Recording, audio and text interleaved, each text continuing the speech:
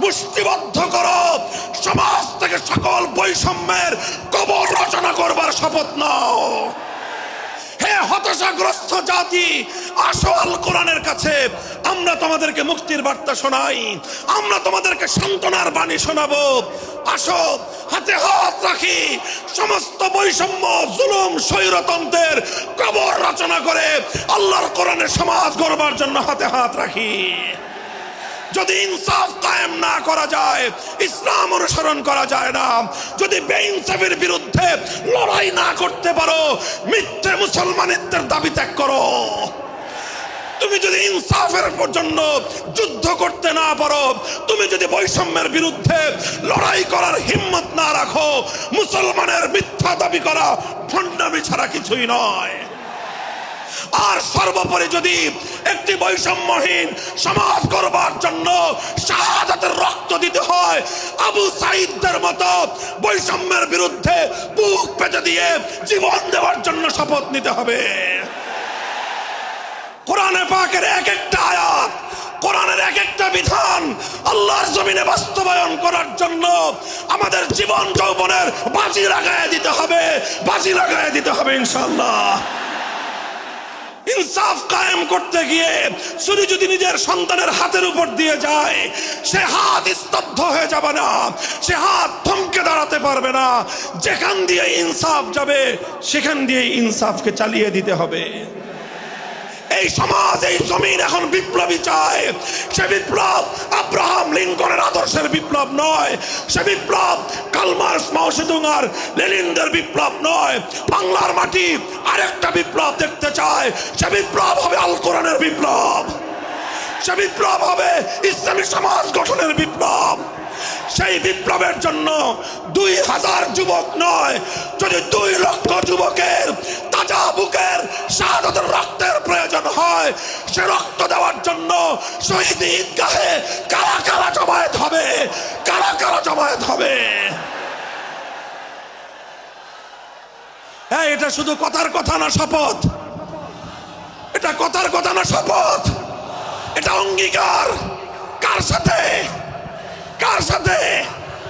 যেই অপরাধ করে মন্ত্রীর দুলাভাই ছাড়া পেয়েছে, যেই অপরাধ করার পরে এমপির শালার শাস্তি হয় নাই, যেই অপরাধ করার পরে শিল্পপতির বিচার হয় নাই, যেই অপরাধ করার কারণে রাজনৈতিক নেতার কোনো বিচার হয় নাই, একই অপরাধ দুর্বল, গরিব, অসহায় মানুষ করার পরে তার উপর আইনের শাসন 100 ভাগের জায়গায় 200 ভাগ বাস্তবায়ন করা হয়। আল্লাহ নবী বলেছেন, পৃথিবীতে ইসলাম এসেছে শুধুমাত্র ইবাদত, নামাজ, রোজার, হজ, যাকাতের বিধান বাস্তবায়নের জন্য নয়। ইসলাম দুনিয়াতে আগমন করেছে, তার আগমনের অন্যতম উদ্দেশ্য হলো সমস্ত বৈষম্য দূর করে, জুলুম আর বেইনসাফি দূর করে বিশ্ব সভ্যতায় ন্যায় এবং ইনসাফ কায়েম করা।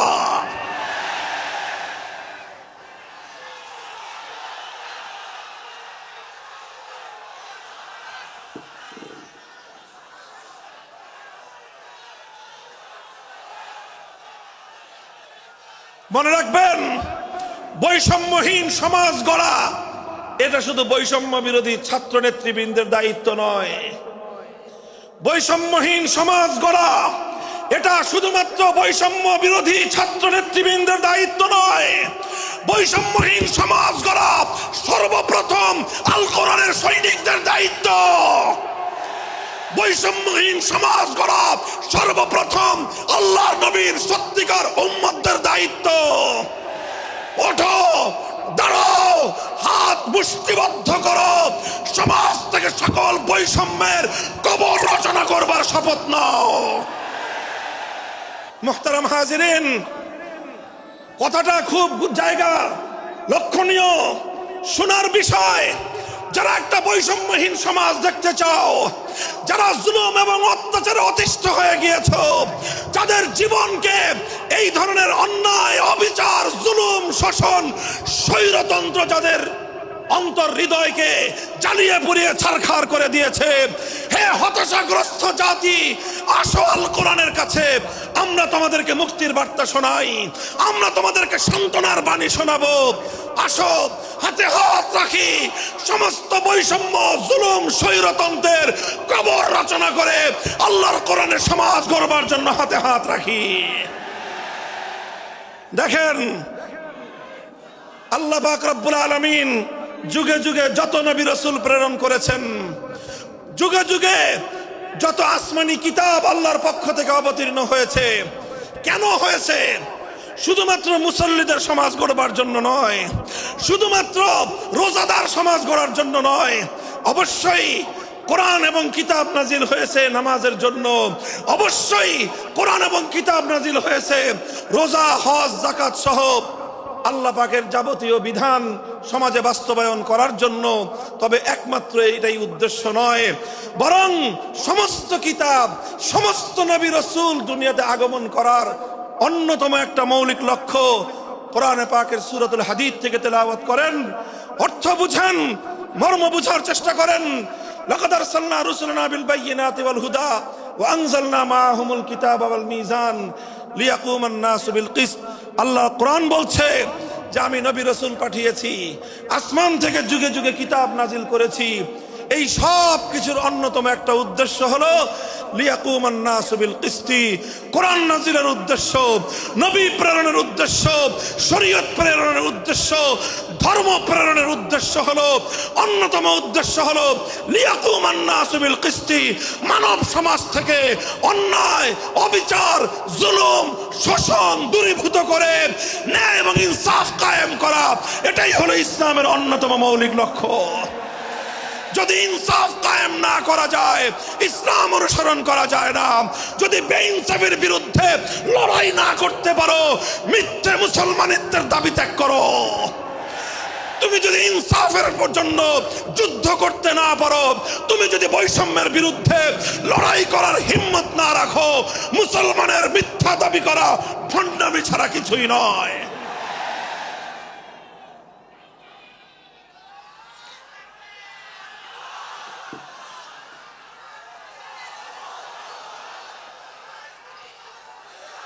এই জন্য আমাদেরকে বুঝতে হবে, আমাদের জীবনের অন্যতম মিশন, যে জন্য আল্লাহ তার নবীদেরকে পাঠিয়েছেন, নবীদের জীবনের মিশন যা ছিল, নবীর উত্তরাধিকারী, নবীর অনুসারীদের জীবনের মিশনও সেটাই হবে।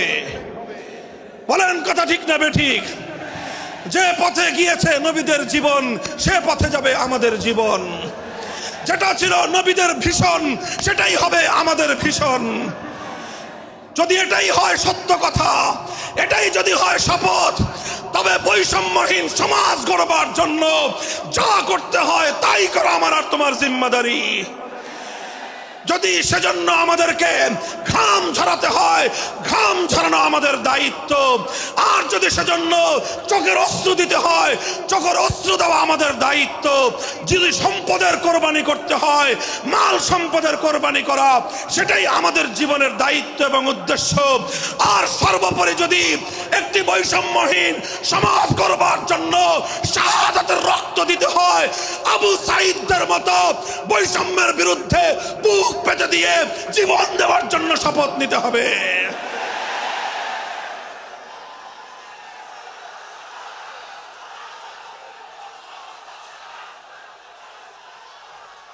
এই প্রস্তুত থাকবেন তো ইনশাআল্লাহ? আল্লাহর নবী বললেন এই বৈষম্য চলবে না, এই বৈষম্য জাহিলিয়াত, এই বৈষম্য মূর্খতা। সমাজের মধ্যে নিজের দলের লোক অন্যায় করলে পাকার পার, বিরোধী দলের লোক অন্যায় করলে আইনের শাসনে 100 ভাগের জায়গায় 200 ভাগ। নিজেরা অপরাধ করলে সেই অপরাধীকে ছাড়িয়ে নেওয়ার জন্য সমস্ত আয়োজন। বিপক্ষ মতের লোকজন অপরাধ না করা সত্ত্বেও তাদেরকে কেচোর মতো মাটির গর্ত থেকে ধরে এনে তাদেরকে বিচারের মুখোমুখি দাঁড় করানো, অন্যায়ভাবে তাদের জীবন থেকে তাদের যৌবনের সময়গুলো কেড়ে নেওয়া, বছরের পর বছর অন্ধকার কারা প্রকোষ্ঠে তাদেরকে বন্দী করে রাখা। এই জুলুম এবং অন্যায়ের অবসান যদি না ঘটাতে পারো, পুরুষ এবং যুবক মানুষ হিসেবে আল্লাহর কাছে জবাবদিহিতার সুযোগ থাকবে না। কাজেই তাফসীরুল কোরআন শুধুমাত্র কোরআনের তেলাওয়াতের জন্য নয়, তাফসীরুল কোরআন শুধু আল্লাহর কোরআনের মর্ম বোঝানোর জন্য নয়, আল্লাহর কোরআন তেলাওয়াত করতে হবে, মর্ম বুঝতে হবে, আর তালিমে হিকমতের কর্মসূচির অধীনে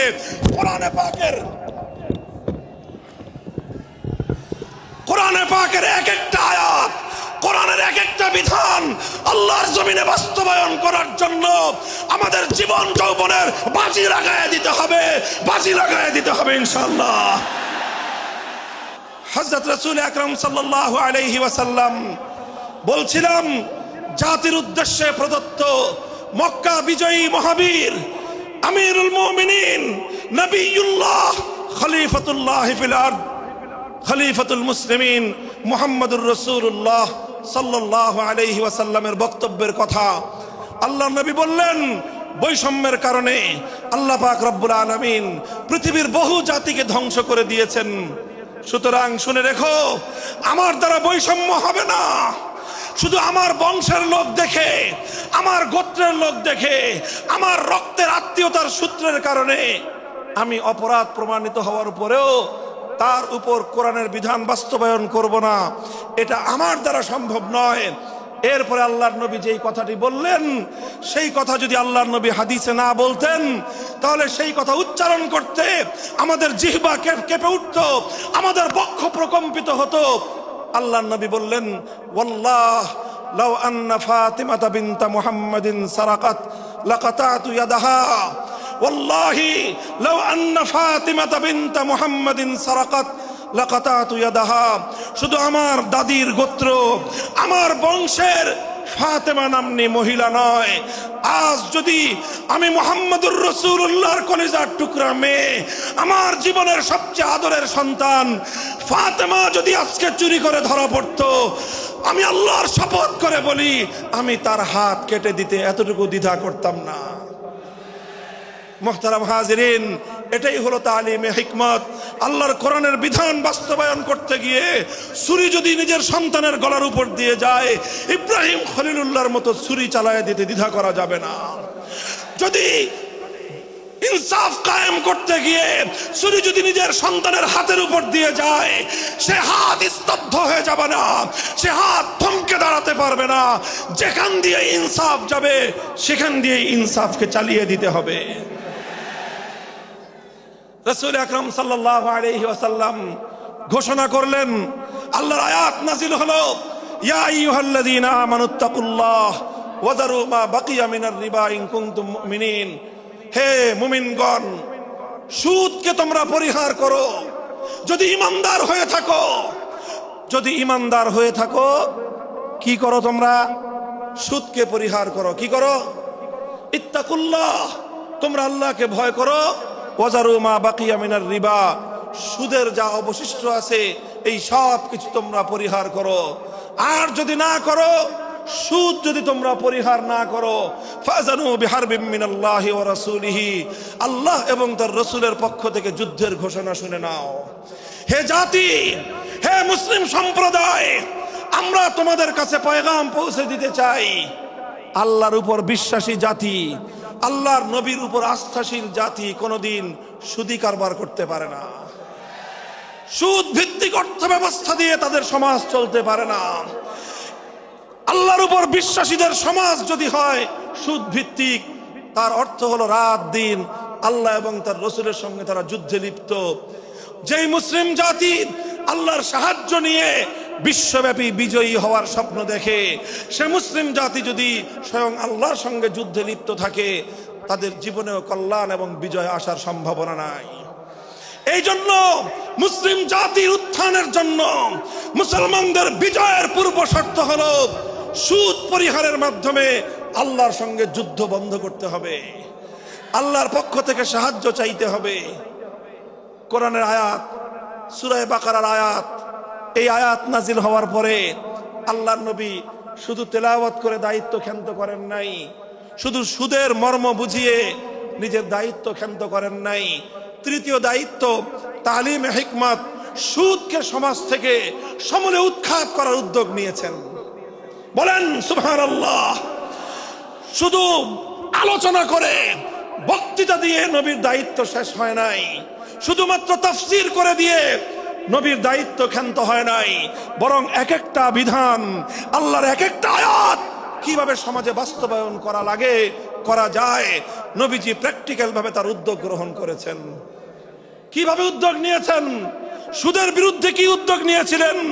কিতাব উল্টান, হাদিসের কিতাব, বুখারী শরীফের হাদিস, নবীজি ঘোষণা দিলেন, আলা ইন্না রিবাল জাহিলিয়াতি মাওদুউন তাহতা কদামাইয়া। জাহিলিয়াতের যুগে যত সুদের কারবার চলতো, ইসলাম এবং আল কোরআনের সমাজ গড়বার পর সেই জাহিলি যুগের রীতি, সুদ ভিত্তিক অর্থ ব্যবস্থা মুসলিম সমাজে আর থাকতে পারে না। নবীজি বললেন, সুদের কবর রচনা করলাম আমি আমার পায়ের নিচে। আল্লাহ নবী আক্ষরিক অর্থে কথা বললেন, আমি আমার পায়ের নিচে সুদের কবর রচনা করলাম।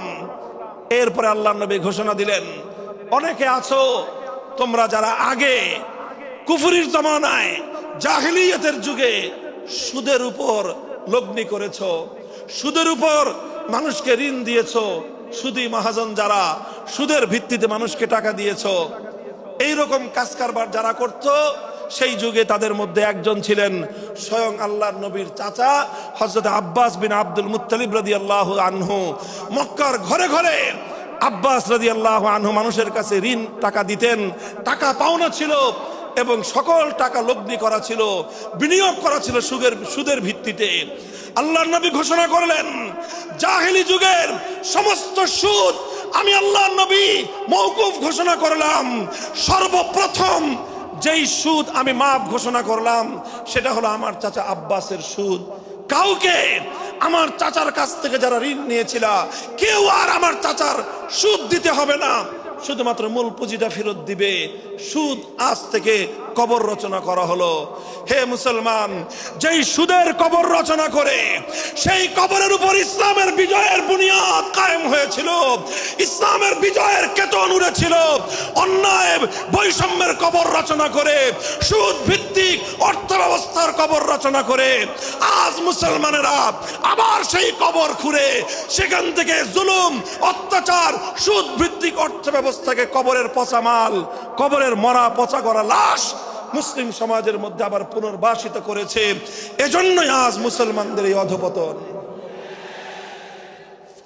যদি মুক্তি চাও, যদি মুক্তি চাও, শুধুমাত্র ইবাদত দিয়ে মুক্তি আসবে না।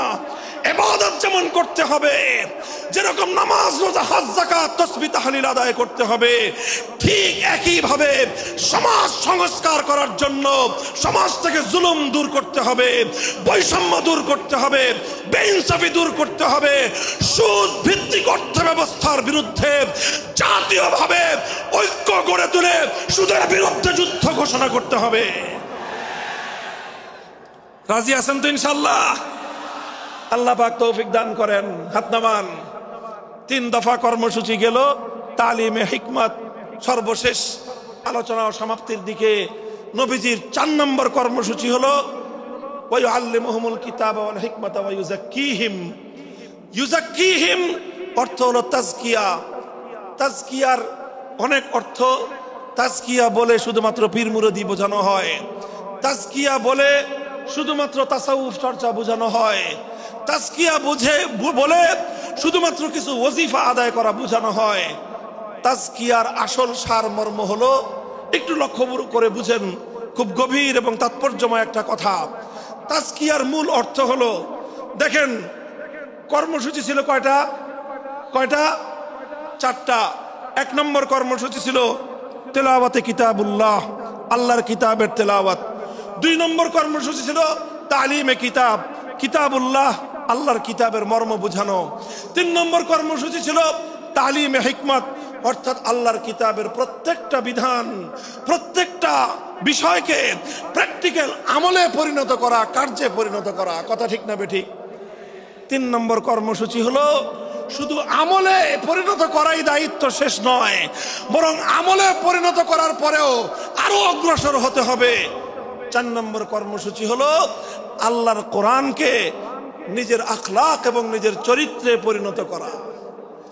কোরআনকে চরিত্রে পরিণত করা, কোরআনের চরিত্র অর্জন করা, কোরআন যে আখলাকের কথা বলেছে, কোরআন যেই চরিত্রের কথা বলেছে, সেই কোরআনই চরিত্র যখন একজন মানুষ গঠন করতে পারে, এটাকেই বলা হয় তাজকিয়া, এটার নামই হলো তাসাউফ। মুহতারাম হাজিরিন, আল্লাহর নবী নিজের জীবনে 100% আল্লাহর কোরআনকে নিজের চরিত্রে পরিণত করতে পেরেছিলেন। এই জন্য যদি কেউ জিজ্ঞাসা করে আল্লাহর নবীর সিরাত কি, নবীর জীবনীটা কি বলেন তো, সবচেয়ে সংক্ষিপ্ত অথচ সবচেয়ে পূর্ণাঙ্গ জবাব হলো, কি বললাম, সবচেয়ে সংক্ষিপ্ত অথচ সবচেয়ে পূর্ণাঙ্গ। নবীর জীবন সম্পর্কে সবচেয়ে সংক্ষিপ্ত এবং সবচেয়ে পূর্ণাঙ্গ বর্ণনা হলো কানা খুলুকুহু আল কোরআন, আমার নবীর চরিত্র ছিল কোরআন। কোরআন যা বলেছে নবীর চরিত্রে সেটা বাস্তবায়িত হয়েছে, নবীর আখলাকে সেটা বাস্তবায়িত হয়েছে। নবীজির কথাবার্তা, নবীজির উঠা বসা, নবীজির আচার ব্যবহার, নবীজির প্রত্যেকটা অ্যাক্টিভিটি, এমনকি চিন্তা চেতনা সব যখন আল্লাহর কোরআন অনুযায়ী তৈরি হয়, তখন সেটাকেই বলা হয় তাজকিয়া। আর এটাই হলো কোরআনকে কেন্দ্র করে চতুর্থ কর্মসূচি। মুহতারাম হাজিরিন, আমি আমার আলোচনা এবার সমাপ্তির দিকে টেনে নিয়ে যাই। আসুন আমরা আল্লাহর কোরআনকে সেন্টারে রেখে একটা সমাজ বিনির্মাণের চেষ্টা করি। সেই সমাজ বিনির্মাণের জন্য প্রথম কাজ, ঘরে ঘরে কানে কানে কোরআনের তেলাওয়াতের আওয়াজ পৌঁছে দেই। 2 নম্বর, প্রতিটি মুসলমানের কাছে কোরআনের মর্ম বোঝানোর চেষ্টা পৌঁছে দেই। 3 নম্বর হলো কোরআনের প্রত্যেকটা বিধান সমাজে, ব্যক্তিগত জীবনে, পরিবার জীবনে, সমাজে, রাষ্ট্র জীবনে বাস্তবায়ন করার উদ্যোগ নেই। চতুর্থ কর্মসূচি হলো আল্লাহর কোরআনকে নিজের আখলাক, নিজের চরিত্রে রূপান্তরিত করার জন্য সর্বাত্মক চেষ্টা চালাই। ইনশাআল্লাহ রাজি আছি তো? ইনশাআল্লাহ রাজি আছেন তো? আল্লাহর কোরআন শুধুমাত্র তেলাওয়াত নয়, শুধুমাত্র তাফসীর আর ব্যাখ্যা নয়, এই কোরআনকে বাস্তবে পরিণত করবার জন্য মুসলমানরা যদি উদ্যোগ গ্রহণ করে, আগামীর বিশ্ব হবে ইসলামের বিশ্ব, আগামীর বিশ্ব হবে আল কোরআনের বিশ্ব ইনশাআল্লাহ। বাংলাদেশ বাংলাদেশ বাংলাদেশ নিয়ে আমার আখেরি বার্তা এখন হলো, বিপ্লবের জন্য বাংলাদেশ উর্বর হয়ে আছে। কথা বলেন ঠিক না বেঠিক? বৃষ্টির পানি পড়লে যেভাবে যেভাবে শীতকালের পরে বৃষ্টির পানি পড়ার সঙ্গে সঙ্গে ফসলের মাঠ যেমন চাষাবাদের জন্য উর্বর হয়ে যায়, আবু সাইদ, মুগ্ধ, সিফাত হাসান, এভাবে আমাদের অসংখ্য অগণিত বীর শহীদদের রক্ত ভেজায় বাংলার মাটি এখন ইসলামী বিপ্লবের জন্য উর্বর হয়ে আছে, আল কোরআনের বিপ্লবের জন্য উর্বর হয়ে আছে। এই সমাজ, এই জমিন এখন বিপ্লবী চায়। সে বিপ্লব আব্রাহাম লিঙ্কনের আদর্শের বিপ্লব নয়, সে বিপ্লব কার্ল মার্কস, মাও সেতুং আর লেনিনদের বিপ্লব নয়। বাংলার মাটি আরেকটা বিপ্লব দেখতে চায়, সে বিপ্লব হবে আল কোরআনের বিপ্লব, সে বিপ্লব হবে ইসলামী সমাজ গঠনের বিপ্লব। সেই বিপ্লবের জন্য 2000 যুবক নয়, যদি 2 লক্ষ যুবকের তাজা বুকের শাহাদাতের রক্তের প্রয়োজন হয়, সে রক্ত দেওয়ার জন্য শহীদ ঈদগাহে কারা কারা জমায়েত হবে, কারা কারা জমায়েত হবে। হ্যাঁ, এটা শুধু কথার কথা না, শপথ। এটা কথার কথা না, শপথ। এটা অঙ্গীকার। কার সাথে? কার সাথে? ইনশাআল্লাহ এই শপথ এবং অঙ্গীকারের উপর আমরা আমাদের জীবনের অবশিষ্ট সময়গুলো অতিক্রম করার চেষ্টা করব। করবেন তো ইনশাআল্লাহ? আল্লাহ পাক কবুল করুন, তৌফিক দান করেন। 3 দিন ব্যাপী আজিমুস শান তাফসীরুল কোরআন মাহফিলের এই আয়োজন সার্থক হোক, ইসলামী সমাজ গঠনের জন্য এখান থেকে মানুষ অনুপ্রেরণা নিয়ে ঘরে ফিরুক, ঘরে ঘরে কোরআনের আলো, ঘরে ঘরে কোরআনের তেলাওয়াত, কোরআনের তালিম এবং কোরআনের হিকমতের আমল শুরু হোক। আল্লাহ আমাদের সকলকে গ্রহণ করুন, তৌফিক দান করেন। ওয়া আখিরু দাওয়ানা।